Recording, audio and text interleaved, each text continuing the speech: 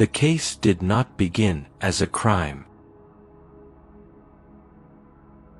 It entered the system as a missing adult, logged, categorized, routine.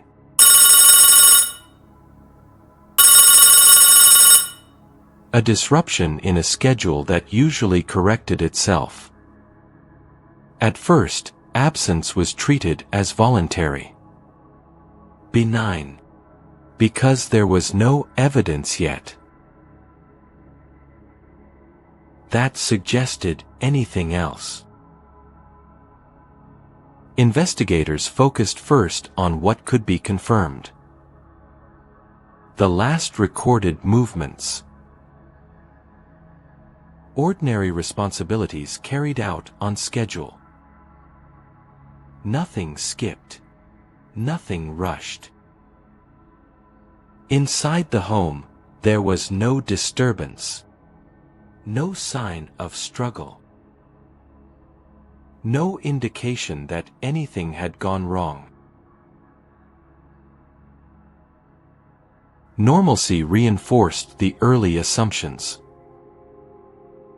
Safety was inferred from order. And urgency was postponed, because nothing demanded it yet.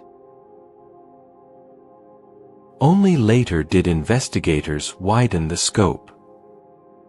A divorce that had stretched on longer than expected. Custody disputes that never fully settled. A history of interpersonal strain. None of this information was new. It had existed well before the disappearance. But meaning was assigned to it only afterward. Context arrived out of order.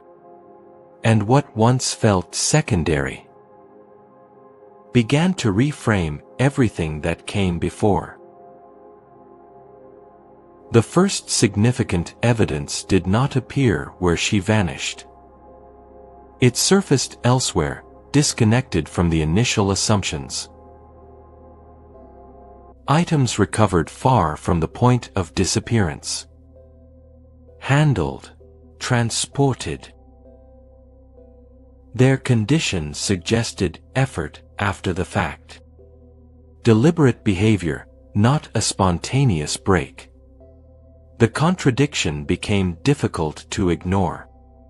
The evidence implied planning, while the timeline still lacked a clear event. Something had happened, but not in a way the investigation could yet place. With no clear event to anchor the timeline, investigators began working backward. Data first. Movement patterns. Disposal routes. Reconstruction replaced assumption. Early conclusions were not overturned. They were quietly abandoned. Not wrong enough to challenge. Just incomplete. Details once considered incidental began to carry weight. What had been dismissed as irrelevant moved to the center of the case. The investigation didn't change direction. It reordered itself. With the timeline reassembled, investigators returned to what had already been documented. Messages. Concerns. Warnings that had not been dismissed, only minimized. None of them were false. None were exaggerated. They were simply not weighted correctly at the time. Read again, they carried a different meaning. Not new information. New context. Recognition arrived slowly. And when it did, it arrived after any preventive action was possible. The investigation moved forward. Not with answers, but with procedure. Charges were filed. Hearings scheduled. Formal conclusions drafted. From the outside, it looked like progress. Action. Momentum. But movement through the legal system did not produce clarity. It produced structure. A framework for decisions. Without definitive knowledge of what had actually occurred. The case advanced. Understanding did not.